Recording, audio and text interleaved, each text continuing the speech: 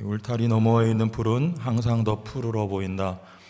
영어 속담입니다. 우리식으로 하면 남의 떡이 더 커 보인다는 속담과 통합니다. 내가 가진 것은 좋은 줄 모르기 때문에 남의 떡이 더 커 보이는 것이죠. 이유는 첫째, 내가 가진 것은 곧 익숙해지기 때문입니다. 당연하게 생각이 되고 익숙하기 때문에 그래서 감사할 수 없게 되는 것입니다.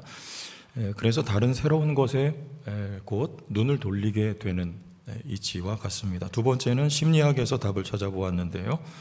인간에게 기본적인 욕구가 여러 가지가 있는데 그 중에 생리적인 욕구, 가장 기본적입니다. 그리고 안전 욕구, 사랑받고 싶은 욕구, 자아실현의 욕구 등등의 것이 있습니다. 그 중에 기본적인 것, 생리적인 욕구인데요. 먹어야 하는 거, 또 쉬어야 하는 거 등등입니다. 제가 첫 번째 금식을 15살 때 3일 금식을 했습니다. 근데 바닥에 떨어져 있는 쌀 한 토를 발견했을 때 그 쌀 한 토를 향한 갈망을 제가 그때 처음 느껴봤는데요. 이 인간의 식욕이라고 하는 거, 생리적인 욕구 대단한 것이구나. 제가 그때 깨달았죠. 그 다음이 안전 욕구라고 합니다. 먹고 사는 문제가 해결이 되면 거기서 만족할 수 없다는 것입니다. 왜냐하면 내가 모은 것을 지켜야 되고 또 더 모아야 한다는 생각이 들어요. 잉여의 물질, 자산, 재화가 나에게 넉넉히 있어야 안전하다고 생각을 하죠. 그래서 우리는 저축을 들거나 보험을 들거나 또 노후를 대비하고 이 모든 것들이 안전 욕구 때문에 우리가 행하는 일들입니다. 이것이 지나치면 전쟁까지 불사하게 된다는 것이죠. 남의 것을 침탈해서 내 미래를 탄탄하게 하고 싶은 인간의 욕망, 이게 안전 욕구입니다. 안전 욕구가 선을 넘으면 현재에 그래서 만족할 수가 없게 된다는 것입니다. 이스라엘 백성을 생각해 보겠습니다. 광야에서 생활할 때에는 생리적인 욕구 문제가 지배적이지 않았을까요? 먹어야 되고 마시고 입는 문제가 가장 큰 문제로 그들에게 느껴졌을 것입니다. 그런데 이스라엘 백성들이 가나안 땅에 들어가서 안착을 하고 난 후에는 생리적인 욕구보다는 안전 욕구가 이제 더 크게 대두가 되었던 것입니다. 이제 먹고 사는 문제는 어느 정도 해결이 됐기 때문에 그러나 그 땅에 버티고 있었던 이 블레셋 해양 민족이죠. 또는 주변국들이 늘 위협적이었기 때문에 안전 욕구가 이때는 크게 작용을 했습니다. 그래서 예를 들어 이스라엘 사람들이 왕이 없어서 우리에게도 왕을 달라고 요구할 때 그 동기는 모든 나라와 같이입니다. 우리에게도 왕을 주십시오. 우리에게도 왕이 있다면 이 모든 나라와 같이 우리도 잘 살 수 있을 것이다 라는 생각을 했다는 것입니다. 다른 민족들은 이미 철기 문명을 누리고 있을 때 이스라엘 사람들은 아직 청동기를 살고 있었죠. 많이 뒤처져 있었습니다. 이스라엘은 그래서 다른 나라보다 우리에게 더 큰 힘, 세력을 얻고 싶어 했습니다. 안전 욕구가 있었기 때문이죠. 생리적인 욕구, 안전 욕구, 사랑받고 싶은 욕구, 자아 실현을 위한 욕구, 이거 갖고 있는 건 나쁘지 않습니다. 자연스러운 것입니다. 하나님께서 이것을 우리 속에 심어 놓으신 것입니다. 그러나 해결 방법에 따라서 하나님 앞에서 적합한 해결 방법을 가지고 우리가 해결을 하지 않으면 그것이 죄가 될 수 있습니다. 본문의 유다왕 아하스를 우리가 오늘 나누게 됩니다. 저는 이 아하스를 보면서 별칭을 하나 생각을 했는데 따라쟁이라고 지어봤습니다. 이 아하스는 따라하다가 끝난 인생입니다. 세상 따라하다가 끝난 인생이죠. 3절을 한 절 보죠. 이스라엘의 여러 왕의 길로 행하며 또 여호와께서 이스라엘 자손 앞에서 쫓아내신 이방 사람의 가증한 일을 따라서 합니다. 그래서 자기 아들을 불 가운데로 지나게 하죠. 자식을 우상에게 인신제사로 그 제물로 바치는 거예요. 해서는 안 될 일, 하나님이 가증히 여기시는 일을 이방 종교를 그대로 따라합니다. 10절과 15절을 따라봅니다. 10절, 아하스 왕이 아수르의 왕 디글랏 빌레셀을 만나러 다메섹에 갔다가 거기 있는 제단을 보고 아하스 왕이 그 제단의 모든 구조와 제도의 양식을 그려 제사장 우리야에게 보냈더니, 아수르 왕을 만나러 도움을 요청을 먼저 했습니다. 다메섹에 갔는데 그곳에 있는 이방신을 제사하는 그 제단을 봅니다. 그리고 그 감탄을 해요. 그리고 그대로 따라서 본국의 제단을 만들게 제사장 우리야에게 지시를 합니다. 그대로 따라합니다. 그리고 하는 말이 15절을 보면 이 큰 제단 위에 불사르라 그래요. 여기서 크다는 말은 사이즈가 크기도 하지만 위대한 제단이라고 하는 거예요. 이방신을 섬기는 그 제단을 본따서 그대로 만들어 놓고 위대한 제단이라 이렇게 말합니다. 이방 종교 제사 제단이 위대하게 보였다는 것입니다. 위대하게 보였으니 따라하는 거죠. 따라했던 이유가 뭘까요? 힘입니다. 힘. 7절과 8절. 7절, 아하스가 아수르 왕 디글랏 빌레셀에게 사자를 보내 이르되 나는 왕의 신복이요 왕의 아들이라. 이제 아람 왕과 이스라엘 왕이 나를 치니 청하건대 올라와서 그 손에서 나를 구원하소서 하고 8절을 같이 읽어볼까요? 아하스가 여호와의 성전과 왕궁 곳간에 있는 은금을 내어다가 아수르 왕에게 벨로 보냈더니, 여기 예물이라는 말이 뇌물입니다. 조건이 있는 선물이죠. 날 지켜주면 그런 목적으로 예물을 드리는 것입니다. 북왕국 이스라엘과 아람 왕이 연합해서 전쟁을 걸어옵니다. 우리를 도와달라고 더 큰 힘을 갖고 있는 아수르 왕에게 도움을 요청을 하죠. 아수르가 힘이라고 믿고 있습니다. 이방인들이 힘을 갖게 된 배경이 무엇인가? 아하스 혹은 이스라엘 백성들은 그 배후에 있는 종교라고 지목을 한 것입니다. 이 종교 때문에 그들이 힘을 갖게 됐다라고 생각을 한 거죠. 과연 그럴까요? 그림 하나 보고 갑니다. 다니엘이 바벨론의 왕 느부갓네살이 꾼 꿈을 해석할 때 그 꿈 속에 등장한 우상입니다. 이 우상이 부위별로 고대의 강대국을 뜻하는데요, 머리에서부터 발까지 바벨론과 페르시아와 그리스, 로마 이 제국들을 손대지 않은 돌이 곧 예수 그리스도인데, 이 나라들을 쳐서 여름 타작 마당에 겨같이 흩어버리고 이 돌이 태산을 이루어서 온 세계를 덮습니다. 하나님의 나라죠. 질문하겠습니다. 이 나라들을 누가 세웠습니까? 하나님이 세웠죠. 이 나라들을 누가 허물었습니까? 하나님이 허물었죠. 그보다 더 크고 강대한 영원한 나라를 누가 세우셨습니까? 하나님이 세우셨죠. 힘이 어디에 있습니까? 모든 힘과 부의 원천은 나라들을 통치하시는 하나님께 있습니다. 어디에 기웃거려요? 무엇을 베낍니까? 우리에게 있는 욕구는 하나님을 찾도록 내재되어 있는 정당한 거예요. 앞에 열거한 모든 욕구의 채워짐은 그 하나님으로부터만 근본적인 채워짐을 받을 수가 있어요. 그래서 여러분, 세상이 아무리 위대해 보일 때 있어도, 흠모될 때가 있어도 따라 살 이유가 우리에게는 눈꼽만큼도 없습니다. 하나님께서 가르쳐 주신 이치가 있어요. 이치를 따라 살면 됩니다. 우리 자연 가운데에도 또 인간의 삶에도 이치가 있죠. 현재 세계 부자 순위 1위가 테슬라 CEO인 일론 머스크라고 합니다. 이 사람 순자산이 470조라고 해요. 가늠이 안 되죠.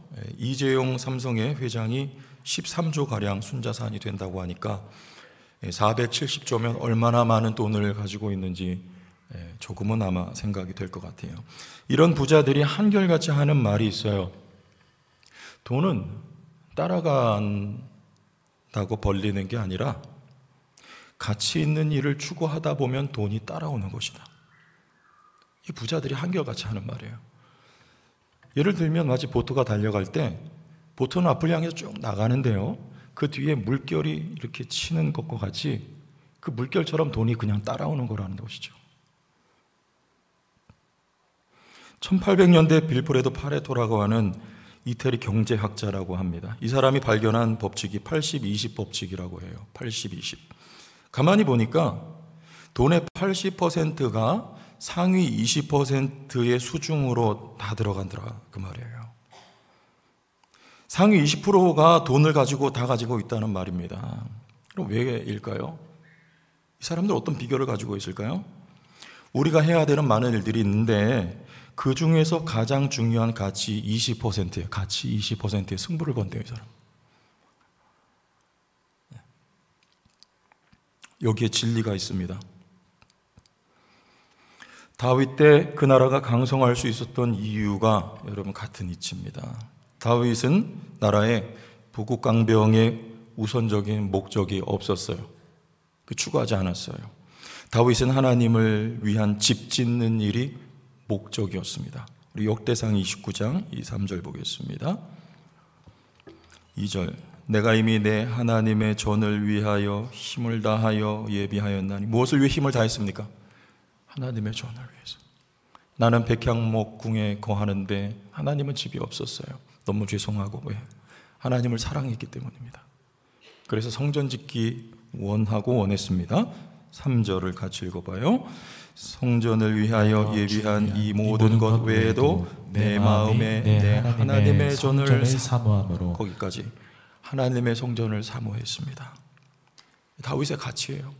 하나님, 그리고 그분을 위한 집을 짓는 것. 다윗 때 하지 못했습니다. 피를 많이 흘렸어요. 아들 솔로몬 때 다윗이 모든 것을 다 마련했습니다. 전쟁을 왜 했느냐? 하나님의 집 짓기 위해서 싸운 거예요. 전쟁을 해야 전리품이 모아지죠. 전리품이 모아져야지 성전을 지을 수 있죠. 돈이 있어야지. 그랬는데 무엇보다 다윗은 하나님을 그렇게 사랑했는데, 그랬더니 하나님께서 전쟁마다 승리하게 해 주셨습니다. 나라는 덤으로 당대 강대국이 되어 버렸어요. 이것이 영적인 이치예요. 먼저 그의 나라와 의를 구하라. 그리하면 이 모든 것을 더하시리라. 먼저 가치 있는 일에 최선을 다하면 그 외의 필요까지 따라옵니다. 저는 우리 예수 믿는 사람들이 직장 생활을 그렇게 했으면 좋겠어요. 남의 밑에서 일을 해도 성공하려면 이 이치대로, 이 영적인 이치대로 하면 여러분 성공합니다. 브라이언 트레이시라고 하는 성공을 가르치는 성공학 강사인데요, 이분이 회당 강의료가 8억이래요. 목회자로 말하면 이렇게 한 번 강연하고 8억을 받는 거예요. 저도 이번 최근에 책을 통해서 알게 됐는데, 이분이 성공의 지도라는 책을 썼습니다. 이 책 첫머리에 제가 책을 딱 열어보고 깜짝 놀랐어요. 이런 말을 하더라고요. 성공을 하려면 어느 분야든지 성과를 내야 되지 않습니까? 성과가 뭐냐? 성과란 다른 사람에게 유익을 주고 좋은 결과를 얻도록 돕는 것이다. 이런 말을 해요. 다시 말하면 다른 사람이 잘 되게 만들어주는 것이 내가 성공하는 길이다. 성경에서 베낀 것 같지 않아요? 우리 가정교회 어때요? 다른 사람 성공시켜주는 거 아닙니까? 여러분이 다니는 회사에서 내야 될 성과가 뭐냐? 직장에서 내가 열심히 땀 흘려 일해서 나 때문에 회사가 잘 되고, 나 때문에 회사 대표가 잘 되고, 나 때문에 회사 동료가 잘 되고, 여러분, 이런 사람 어디서든지 데려가지 않겠어요? 여러분 같으면 이런 사람 쓰지 않겠습니까? 이런 사람 연봉이 높아지지 않겠어요? 내가 아닌 타인이 가치가 될 때, 나도 성공한다는 이 성경 속의 이치대로 여러분 세상을 살면 세상에서도 성공합니다.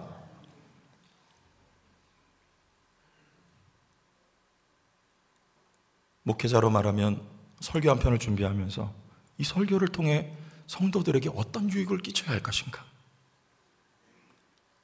이 목회자 한 사람 때문에 이 교회가 어떤 유익한 공동체로 세워질 것인가? 나를 위해서가 아니라 여러분, 이타적인 가치를 가질 때 목회자도 잘 될 수 있어요. 이치예요, 이치.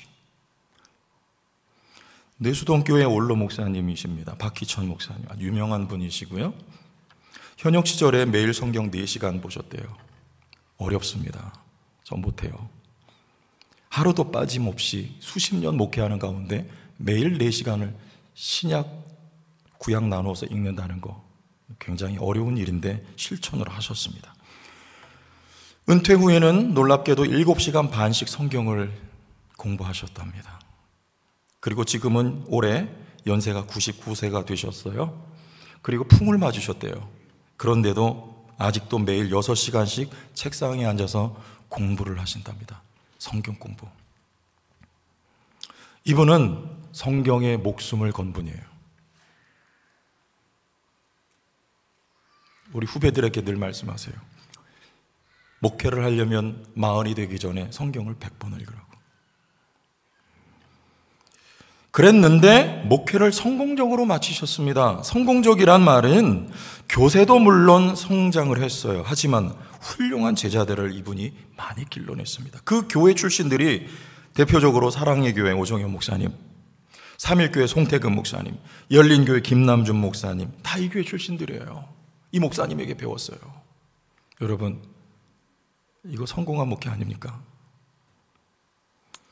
가치 있는 일에 마음을 다하면 성공합니다. 아하스는 이 영적인 원리, 이치에 대해서 무지했어요. 그러니까 여기저기 기웃거리는 거예요.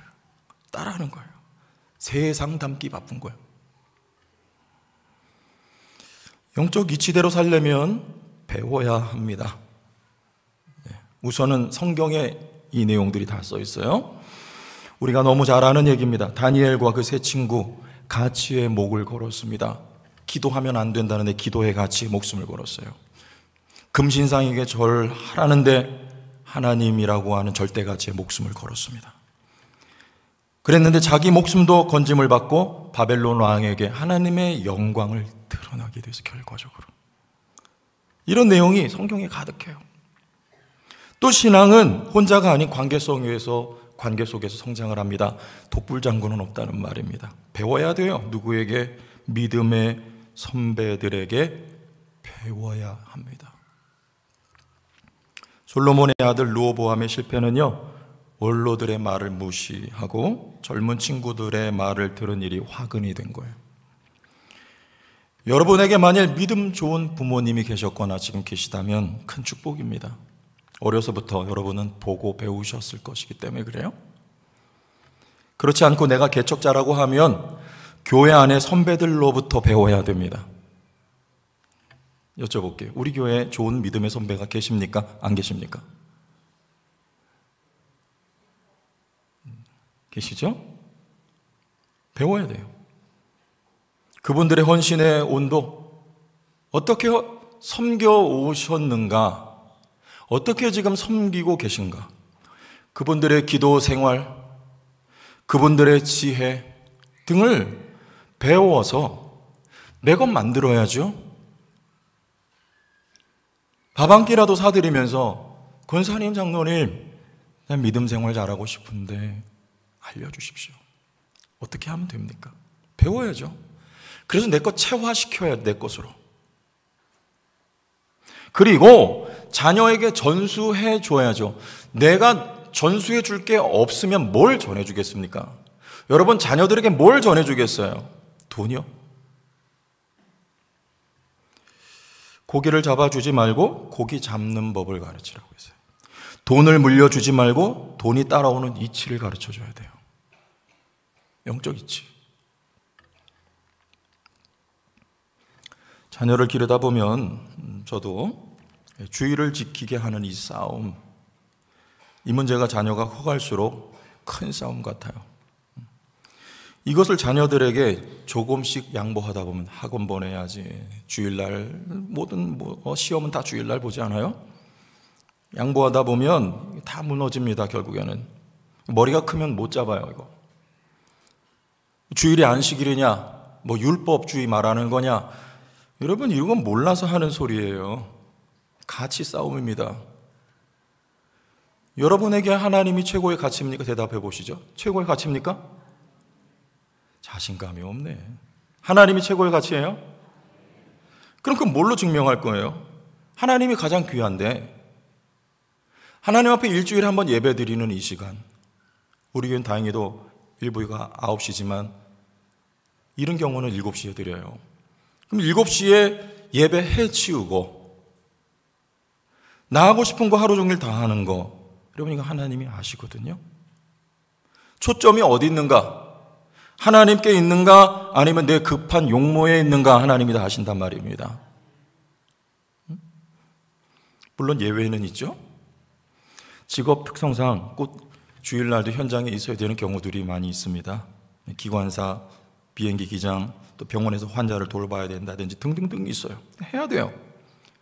또 직장에 급한 일이 있을 때 나는 교회 가야 돼서 나는 안 돼요. 여러분 이렇게 얌체 소리 하지 마시고 예수 믿는 사람들이 먼저 그 자리에 가서 지켜줘야 돼요. 가봐야죠. 하지만 원칙은 지켜야 돼요. 예외가 있지만 원칙은 지켜져야 돼요. 주일 예배에 관한 우선순위를 늘 마음에 가지고 있어요. 평소에 목숨처럼 이 예배를 중하게 생각할 줄 알아야 돼요. 그러다가 내가 손해를 보는 일이 있어도 하나님은 결코 손해보지 않게 하시는 하나님이시며 오히려 새 일을 행하시는 살아계신 하나님이심을, 이 영적인 이치를 내가 확고하게 붙들고 자녀들에게 전수해 줘야 되지 않겠습니까? 그래 자녀들이 복을 받죠. 좀 전에 예를 들었던 박기천 목사님이 이런 말씀을 하셨어요. 아주 제가 너무 뻔한 논리인데 감동이 되더라고요.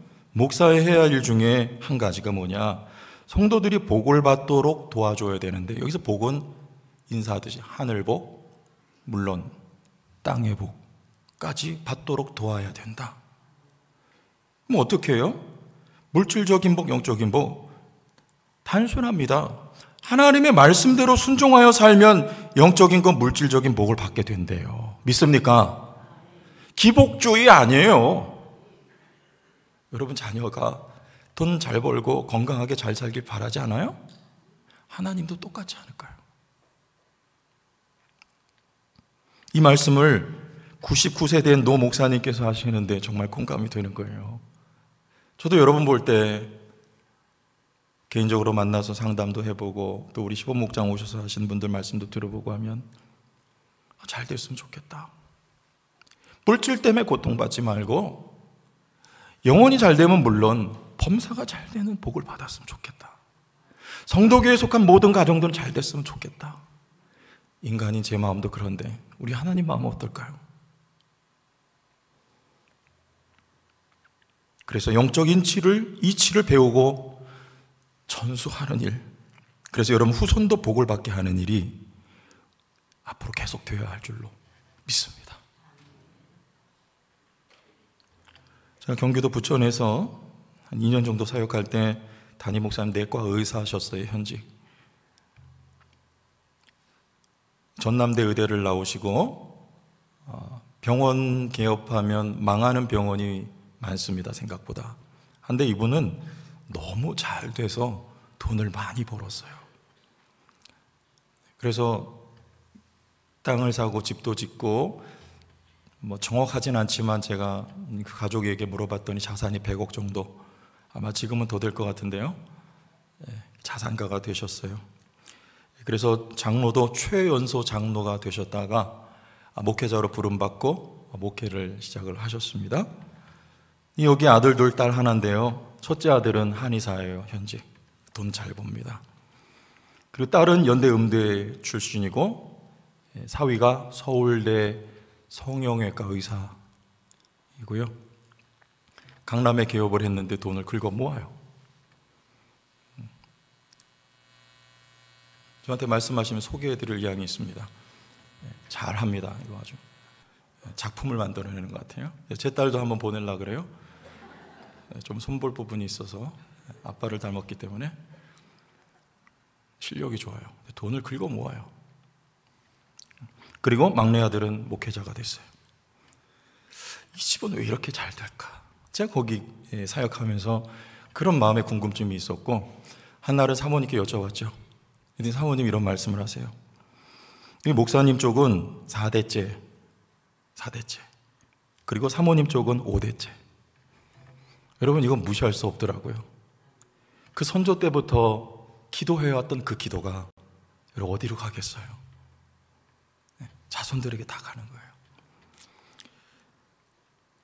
그리고 그 목사님 어머니께서 시골에서 그 호남분이거든요. 두 분 다 전남대 나왔으니까 시골에서 아주 유명한 분이래요. 뭘로 유명하냐? 섬기기로 유명한 분이래요. 이 동네 어려운 분들은 집에 다 불러놓고 식사 대접 다 하고요, 그냥 돌려보내지 않고 섬겨서 보내기로 아주 이름난 분이래요. 제가 그 얘기를 들으면서 무릎을 쳤어요. 거저는 없습니다. 해가 뜨고 지는 거 우연 아니고요, 이치예요. 하나님께서 정해놓으신 법칙에 따라 세상도 움직이고 영적인 세계도 움직입니다. 성경에 복이라는 말이 바라크라는 히브리어 단어인데요, 이 복, 그러면 여기 세 가지 뜻이 있어요. 첫째가 축복하다. 이게 복이에요. 축복하다. 여러분, 내가 열심히 노력해야 됩니다. 공부 열심히 노력해야 되고, 열심히 노력해서 사업을 해야 됩니다. 열심히 노력해서 목회해야 됩니다. 그러나 하나님이 복을 주셔야 목회가 잘 돼요. 하나님이 복을 주셔야 사업이 잘 되게 되어 있어요. 하나님이 복을 주셔야 자녀들의 미래가 열리게 되어 있습니다. 복이, 하나님이 복을 주셔야 돼요. 두 번째는 무릎을 꿇다. 이게 복에 들어있는 뜻입니다. 하나님 앞에 무릎 꿇어야 절대적인 거예요. 하나님 앞에 기도해야 그런 복을 받아요. 세 번째, 찬양하다. 그런 뜻이 있어요. 여러분, 찬양은 우리의 삶 전체를 포괄한 찬양입니다. 하나님이 내게 베푸신 은혜가 너무나 많다. 너 삶이 어려운데 왜 노래하니? 긴 말 필요 없어요. 넌 왜 항상 웃니? 그분 때문이야. 넌 왜 그렇게 헌신하고 섬길 수 있니? 그분 때문이에요. 여러분, 이것이 다 하나님께 드려지는 찬양이 되는 줄로 믿습니다. 그 복을 받아요. 영적인 이치가 있습니다. 그러면 그렇게 하지 않아도 잘 되는 사람들은 뭐냐? 하나님 없이도 잘 산다. 여러분, 그들과는 계층이 다릅니다. 여러분, 고위 계층이에요. 하나님의 자녀들이에요. 그들은 자녀가 아니기 때문에 내버려 둔 결과입니다. 세상이 위대해 보일 때 여러분들이 이미 가지고 있는 영적인 유산을 내거 삼고 여러분 후손들에게 되물려 주어서 영육간의 복을 받아 누리는 성도들이 다 되기를 축복합니다.